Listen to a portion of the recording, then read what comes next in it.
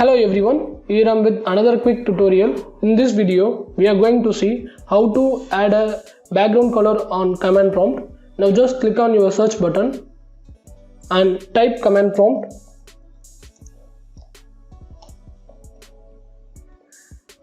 In result, you can able to see the command prompt. Now just give run as administrator.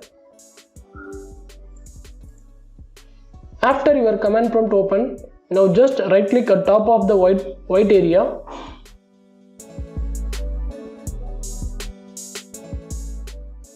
In that, click colors and then select screen background. Here you can click on your required color and give OK. Here you can see color is changing on the command prompt.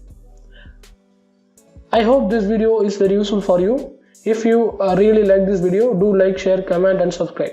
See you on next video. Bye bye. Take care.